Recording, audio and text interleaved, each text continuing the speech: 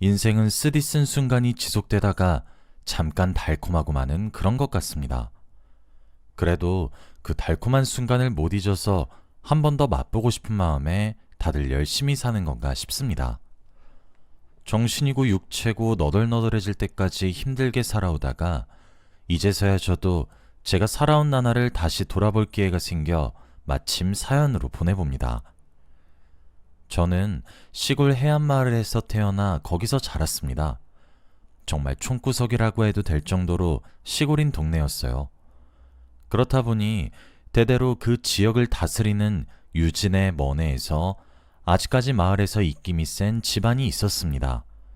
그 집안이 바로 그 사람의 집안이었어요. 마을 안에서 제일 크고 유서 깊은 한옥에서 살고 항구의 배 중 절반 이상이 그 집안 거였죠. 그에 반해 저희 집은 딱 먹고 살 정도로만 버는 수준이었어요.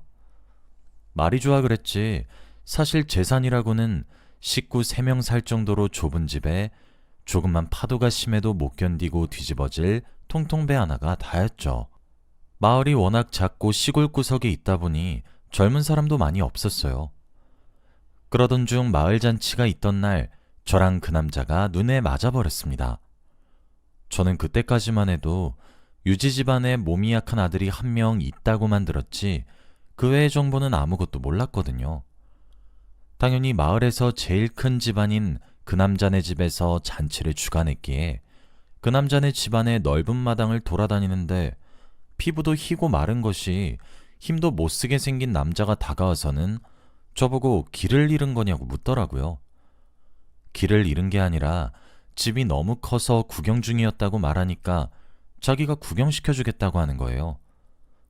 처음에는 여기서 일하는 사람인가 싶었는데 얼마 안 가 그 남자가 이 집안의 아들이라는 걸 알게 되었습니다. 잔치 준비로 바쁜 어른들 눈을 피해 다니며 그 남자와 돌아다니는데 그 모습을 본 안주인이 와서는 그 남자더러 지금 뭐하고 있냐고 아무 사람이랑 함부로 어울리지 말고 빨리 옷 갈아입으라고 호통을 치더군요. 그 남자는 미안하다며 다음에 또 보자 하고 저 멀리로 달려갔습니다. 그게 첫 만남이었어요. 그 안주인이 그 남자의 어머니였다는 건 그 후에 알게 된 사실이었습니다. 그 이후로 몸도 안 좋다던 그 남자는 부모님 몰래 자주 집 밖을 나와서 저를 찾았어요. 제 또래 나이대인 친구가 없어 심심했던 저도 그 남자와 어울려 다녔죠. 주로 바닷가를 산책한다던가 저희 집에 와서 밥을 먹고 간다던가 했습니다. 그 남자네 집이랑 비교도 안 될 만큼 작고 초라해서 너희 집에서 먹으면 되지 왜 굳이 우리 집에서 먹냐고 물어봤어요. 그랬더니 자기는 우리 집이 더 편안하다 하더라고요. 그때 자기 부모님 보지 않았냐며 보다시피 자기를 너무 과잉보호해서 답답하고 숨막힌다고 불평하더군요. 그 남자는 날 때부터 몸이 약해 멀리까지 나가 대학을 다니기도 그렇다고 바깥일을 하기도 무리였고 저도 저희 집 사정도 사정이고 그 당시에는 여자를 대학에 보내는 집이 거의 없었기 때문에 특별히 할 일 없이 고향에 남아 있었어요. 아마도 시간이 지나 자연스럽게 중매로 누군가랑 결혼하겠지 생각하면서요. 그런 만큼 그 남자와 어울려 다니는 걸 두고 동네에서도 괜히 이상한 소리가 나지 않게 조심했지만 젊은 사람이 많이 없는 동네에서 성인 남녀 둘이서 친하게 붙어 다니니 소문이 안 날래야 안 날 수가 없더군요. 솔직히 말하는 거지만 실제로도 저와 그 남자는 이미 서로에 대한 마음을 확인한 상태였어요. 대놓고 말만 안 했다 뿐이지 연인이나 다름없는 사이였죠. 하지만 저는 그때까지만 해도 그 남자와 결혼까지 생각한 적은 없어요. 감히 그럴 수 없었습니다. 하루는 저희 부모님이 아직 그 남자와 제 사이를 모르고 계실 때 옆마을에서 중매가 들어왔다고 제게 말씀했었습니다. 싫다고 해봤자 소용없단 걸 알았던 데다 혼기가 되기도 해서 저는 그 남자에게 가서 부모님이 옆마을 남자와 결혼하라고 하신다고 솔직히 털어놓았어요. 거의 이별통보나 다름없었죠. 그랬더니 뜻밖에도 그 남자가 그러지 말라면서 자기가 부모님을 설득할 테니 자기랑 결혼하자고 하더군요. 예상치 못한 청혼에 놀라기도 기쁘기도 했지만 걱정이 앞섰습니다. 저희 집이 그 남자의 집에 비해 워낙 부족하다 보니 그 남자네 부모님 반대가 심할 게 분명했어요. 저랑 붙어 있는 걸 보는 것만으로도 싫어하셨거든요. 그 남자 부모님 눈에는 가진 것도 없는 여자애가 순진한 자기 아들을 홀려서 팔자 펴보려는 수작으로 보였나 봐요. 게다가 저희 부모님도 마냥 환영하지는 않았습니다. 그런 집안이면 사랑이나 돈을 떠나서 결혼한다 쳐도 분명히 제가 힘들 거라고요. 사람은 수준에 맞게 비슷한 사람끼리 어울려야 한다고. 슬프지만 그 남자랑 저는 너무 달라서 운 좋게 결혼해봤자 저만 더 힘들 거래요. 부모님이 뭘 걱정하시는 건지는 저도 잘 알고 있었습니다. 하지만 그때는 서로에 대한 마음이 더 컸어요. 어른들 말씀은 귀에 들어오지도 않았죠. 그래봤자 저와 그 남자가 할 수 있는 건 아무것도 없었지만요. 자기 부모님을 설득하려던 남자는 실패해서 집에 갇힌 건지 아예 집 밖을 나오질 못했습니다. 소식도 없이 며칠씩이나 얼굴을 못 보니 슬슬 걱정이 됐죠. 그러던 중 며칠 뒤 갑자기 그 남자 어머니가 어떤 귀티나는 아가씨랑 함께 우리 집에 찾아와서는 제게 말하더군요. 자기 아들은 이 아가씨랑 결혼할 거라고요. 서울에 이름 있는 집안 고명 딸이라고 소개하더라고요. 그러니까 방해하지 말고 스스로 분수를 깨닫고 물러나래요. 그 아가씨도 절 가짠타는 듯 쳐다보며 한마디 거들었습니다. 이쯤 했으면 이노 씨한테서 떨어져 주세요. 이렇게 막무가내로 굴어봤자 이노 씨만 더 불행하게 만드는 거예요. 돈 때문에 이노 씨가 필요한 거라면 내가 대신 줄 수도 있어요. 그 말을 듣고 저희 부모님 품에 안겨 얼마나 울었는지 모르겠습니다. 저는 그냥 그 남자를 사랑하는 것뿐인데 남들이 보기에는 돈 때문이라고 여겨지는구나 싶어서 한없이 서러웠어요. 부모님도 딸에게 아무것도 해주지 못하는 능력 없는 부모라 미안하다면서 절 끌어안고 울더라고요. 하지만 비극은 여기서 끝이 아니었어요.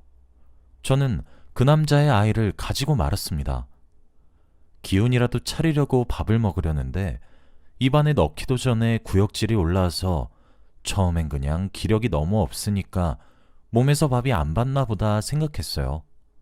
그런데 나아질 틈이 안 보이고 월경이 늦어지는 걸 보고 혹시나 했죠. 혹시나가 역시나였습니다. 임신이었어요. 이 소식을 알리려고 그 남자네 집으로 달려갔습니다. 그때는 이미 아이가 생겨버렸으니 어떻게든 되지 않을까, 어쩌면 결혼 허락도 받을 수 있지 않을까 안일하게 생각했던 것 같아요. 그런데 그렇게 호락호락하지 않았습니다. 그 남자네 부모님은 그걸 어떻게 믿을 수 있겠냐며 뒤에서 다른 놈애를 가진 후에 감당이 안 되니까 자기 아들 씨라고 우기는 거 다 안다며 뭐 저렇게 함부로 노는 애가 다 있냐고 공개적으로 저를 모욕하셨어요. 본전도 못 찾고 돌아와야 했죠. 마을에는 처녀가 아비도 모르는 애를 가졌다며 제 소문이 쫙 퍼지고 부모님께 죄송해서 얼굴도 못 들고 다닐 지경이었어요. 그런데 그 소문이 남자와 결혼을 약속한 집안의 귀에도 들어간 건지 그 남자의 약혼이 취소됐다고 하더라고요. 다시 기회가 생겼다고 기뻐할 틈도 없이 눈에 도끼랑 분노가 가득해서는 그 남자 어머니가 사람을 끌고 저희 집에 들어와서는 집안 살림을 온통 때려 부수며 말했습니다. 이년이 사람 앞길 망치는데도 정도가 있지. 이딴 수작으로 감히 우리 아들 혼사길을 막아? 어디 100번이고 그래봐. 저기 거지년이랑 결혼은 시켜도 죽어도 니년이랑 결혼하게 냅두진 않을 테니까. 이리저리 부서지는 집안 살림과 그만둬달라고 싹싹 비는 부모님 모습을 보고 저는 꼼짝없이 울면서 잘못했다고, 하지만 다시 생각해달라고 정말 당신 아들 아이라고 애원했어요. 그 남자의 어머니는 자기 다리를 붙잡은 제 팔을 더럽다는 듯 쳐내고는 유유히 돌아가더군요. 최소한 그 남자에게만큼은 제 임신 사실을 알려야겠다 생각했지만 그것도 실패했습니다. 집안 종들한테서 이미 건너들어 알고 있을 수도 있지만 일단은 아이 아빠인 그 남자와 직접 얼굴을 보고 이야기를 나눠야겠다고 생각했어요. 하지만 불가능했죠. 그 당시 그 남자는 건강이 점점 안 좋아져서 아예 집 밖을 나오지도 못하는 그런 상태가 무려 3년 넘게 지속되어 왔어요. 그동안 저는 그 남자가 자기 아이의 존재를 아는지 모르는지 맘졸이며 지냈었습니다. 매일같이 그 집 대문간에 찾아가 무릎 꿇으며 제발 얼굴만이라도 보게 해달라고 빌었는데도 들은 척도 안 하더군요. 그동안 저는 부모님의 도움으로 혼자 그 남자의 아들을 낳아 겨우 길러내는 중이었어요. 제 아버지랑은 다르게 어디 아픈 곳 없이 건강하게 자라주어 다행이었죠. 그때는 저도 참 순진했던 게 어떻게든 그 남자가 병마를 이겨내고 나면 그 남자와 결혼해 어떻게든 아들과 함께 셋이서 행복하게 살 수 있을 거라고 생각했어요. 하지만 현실은 늘 상상을 뛰어넘더군요. 그 남자는 병을 이기지 못하고 결국 죽고 말았습니다. 끝까지 제가 자기 아들을 낳았다는 사실도 아들의 얼굴도 모른 채로 그렇게 떠나버렸죠. 그 남자가 죽고 그 남자 이름으로 되어 있던 재산들이 한순간에 자취를 감춰서 저희 마을에서 그걸 두고도 이런저런 소문이 돌았어요. 그걸 먼저 찾는 사람이 땡 잡는 거 아니냐면서요. 저는 사라진 유산은 안중에도 없었고 그저 사랑하는 사람을 그렇게 떠나보낼 수밖에 없어 하염없이 눈물이 흘렀습니다. 그런데 비극은 이게 끝이 아니었어요. 그 남자 말고는 대를 이을 사람이 없던 그 남자네 집안에서 이제 와서 제 아들을 뺏어가려고 아주 혈안이 되어 있었어요. 그 남자네 어머니가 또 사람을 끌고 저희 집에 들이닥쳤습니다. 애 어딨어? 우리 아들 핏줄 말이야. 아들도 죽었으니 이제 대위일 사람은 그 애밖에 없어. 이런 가난한 집보다는 우리 집안에서 키우게 하는 게 애한테도 좋지 않겠어? 게다가 자기 아들 죽기 전에 재산을 몰래 빼돌린 게 저 아니냐면서 배은망덕한 년이라며 당장 뱉어내라고 제 멱살을 잡고 마구잡이로 흔드시더라고요. 어떻게 이런 사람이 다 있을 수 있는지 전에 제가 말했을 때는 다른 남자애라고 어딜 씨를 속이냐고 더럽다고 그렇게 욕하시던 분 아니었나요? 어떻게든 아이를 뺏기지 않으려고 품에 꼭 끌어안고 힘을 주었지만 소용없었습니다. 그렇게 힘없이 아이를 뺏기고 말았어요. 그 남자도 죽어버리고 아이도 빼앗기고 이제 제게 남은 건 아무것도 없었습니다. 아빠도 없는 불쌍한 아이한테서 제발 엄마도 빼앗지 말아달라고 아들만 계속 보고 살 수 있다면 뭐든 하겠다고 호소하니까 그 남자가 죽은 탓에 마음이 여려진 건지 그 남자의 어머니는 정말 뭐든지 할 각오가 있는 거면 저더러 자기 집에 들어와서 살라고 하더군요. 저는 아이만 계속 볼 수 있다면 어디서 사는 게 뭐가 대수겠냐고 그렇게 하겠다고 답했습니다. 그 남자의 어머니가 그렇게 말한 데는 다 이유가 있었습니다. 저는 그날부로 그 집안에서 거의 식모나 다름없는 삶을 살게 되었어요. 청소며 빨래며 식사 준비며 전부 저 혼자 도맡게 되었습니다. 그 집안에서는 딸 얼굴을 보겠다며 찾아온 저희 부모님도 돌려보내셨어요. 또 저는 제 아들도 마음껏 안을 수 없었습니다. 조금만 아들을 돌본다고 잠시 집안일을 멈추고 있으면 어떻게 알았는지 그 남자 어머니가 와서는 어디서 땡땡이를 부리냐고 아예 아들이랑 떨어져 살고 싶은 거냐고 협박했습니다. 평생 아들 얼굴 안 보고 살고 싶으면 그러라고요. 그러면 저는 또 무서워져서 죄송하다고 고개를 숙이고 잘못했다고 다신 그러지 않겠다고 싹싹 빌어야 했습니다. 모든 일이 끝나고 고된 몸을 뉘었을 때마다 절 두고 먼저 가버린 그 남자 생각이 나서 매일같이 베개를 적셨습니다. 그러고 난 후엔 아들을 생각해서라도 지지 않을 거라고 다 이겨낼 수 있다고 각오하며 잠들었죠. 제 인생은 그런 날들의 연속이었습니다. 다행히 아들은 커가면서 집안에서의 제 처지를 알고 제게 더욱 잘하려고 노력했어요. 집안 어르신들의 뜻을 거스를 순 없었지만 몰래 제게 와서 자기가 좋은 대학 가서 저 멀리 서울에서 취업하고 나면 꼭 엄마도 같이 모시고 가겠다고, 그러니까 조금만 더 버텨달라고 말해줬죠. 그런 아들이 대견스러웠어요. 갈수록 하늘에 있는 그 사람을 쏙 빼닮아서인지 아들을 보고 있으면 자연스럽게 그 사람 생각이 많이 났습니다. 죽은 지 시간이 많이 지났지만 얼굴이며 목소리며 아직 제 마음속에 선했어요. 집안에서는 아들과 제 사이가 돈독해지는 걸 대놓고 싫어했어요. 당연했습니다. 아들은 집안의 대를 이어야 할 귀한 중손이었지만 저는 자기 아들 앞길을 망친 망할 년이어야 하니까요. 그러던 중 그 남자 아버지가 사업도 실패하고 지병으로 돌아가시면서 가세가 기울고 그 남자 어머니까지 그 충격으로 건강이 악화되었습니다. 저는 아랑곳하지 않고 늘 하던 일에서 병수발이 추가됐다고 생각하고 그저 묵묵히 제 할 일을 다 했죠. 평생을 중년처럼 불어먹어져서 이제는 익숙했습니다. 그런데 그런 변함없는 제 태도가 어머님의 마음을 움직였나 봐요. 사람이 왜 죽을 병에 걸리면 안 하던 짓을 한다고 하는지 알 것도 같더라고요.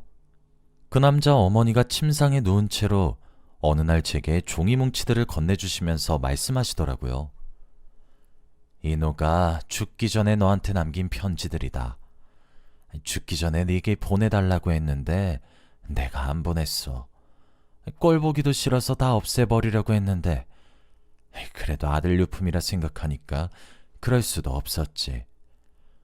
나도 이제 살 날도 얼마 안 남은 것 같고 너무 늦기 전에 이제야 주인한테 돌려주는 거다. 그동안 미안했다. 어머님이 난생 처음으로 제게 사과를 하시는데 눈가에 눈물이 조금 고여 있더라고요. 진심인 것 같았어요. 저는 어머님 손을 꽉 잡아드리며 말했습니다. 약한 소리 마세요. 이겨내실 수 있을 거예요. 그리고는 제 방으로 돌아가서 제게 남겼다던 편지들을 읽어봤어요. 그 남자가 아팠을 때 집 밖에 나갈 수가 없어 제 얼굴을 못 보는 동안 제게 하고 싶었던 말을 전부 편지로 남겨놨더군요. 편지 내용 중 천만다행이었던 건 그 남자도 당시에 제 임신 사실을 전해들어 알고 있었다는 거였어요. 함께 있어주지 못해 미안하다고, 자기가 낳으면 다시 부모님을 설득해서 꼭 아이와 살자고 적어놓은 걸 보는데 이미 죽은 걸 알고 있으니 어찌나 눈물이 흐르던지요. 순서대로 편지를 찬찬히 읽다 보니 드디어 마지막 편지만이 남아있더군요. 마지막 편지는 유언장이었어요. 아무래도 자기는 틀린 것 같다고 자기 친구를 시켜서 자기 몫의 땅 문서며 금이며 전부 뒷산에 몰래 묻어놨으니 한번 파보라고 하더군요. 그 남자가 그렇게 가고 예전에 마을에 돌았던 소문이 마냥 헛소문은 아니었구나 깨달았습니다. 얼마 안 있어 그 남자 어머님이 돌아가시고 저는 편지 속 장소에 가보았습니다. 아니나 다를까 아들이 땅을 파다가 뭔가 삽에 걸리는 게 있다고 해서 계속 파보라고 하니까 금이며 땅 문서며 그 남자가 몰래 숨겨둔 유산이 나오더군요. 그 남자 부모님이 전부 돌아가시고 가세도 기울던 참이라 아들과 둘이서 어떻게 살아야 하나 걱정이 이만저만이 아니었는데 하늘이 무너져도 솟아날 길은 있다더니 이런 걸 말하는 건가 봐요. 전부 현금화해보니 그래도 20억 정도는 되더군요. 그 남자가 아버지로부터 집안 재산을 제대로 증여나 상속받기 전에 가지고 있던 거라 어마어마한 규모는 아니었지만 20억이면 저희 모자 별 걱정 없이 앞으로 미래를 꾸려나갈 수 있는 돈이잖아요. 따로 떨어져 산 지 10년이 넘어가는 저희 부모님도 전부 이 집으로 모셔서 같이 살게 되었어요. 다 늙어서 딸 얼굴도 제대로 못 보고 죽는가 싶었는데 정말로 잘 됐다면서 두 분 다 기뻐하셨죠. 집안 건물도 대를 이을 저희 아들 이름으로 남겨졌기 때문에 이제 저희 가족 문제없이 다시 함께 할 수 있게 되었네요. 아들은 이 외딴 시골에서도 공부를 열심히 해서 서울에 있는 명문대학에 당당히 합격을 했다며 제게 알리더군요. 아버지도 없이 그동안 파란만장한 일들이 많았는데 남부럽지 않게 멋지게 자라줘서 고마울 따름이에요. 그동안 제 인생도 참 파란만장한 일들의 연속이었던 것 같습니다. 사랑하는 사람을 일찍 떠나보내고 멸시를 견디며 살다가 겨우 삶이 평안해졌네요. 그 남자 어머님은 이미 용서했어요. 젊었을 적에는 제게 씻을 수 없는 상처를 남기셨지만 이미 돌아가신 데다 자기 아들이 잘 되길 바라는 마음을 저도 이제 엄마로서 조금 이해할 수 있을 것 같아서요. 시간이 지나 아들은 사랑하는 사람과 결혼도 했어요.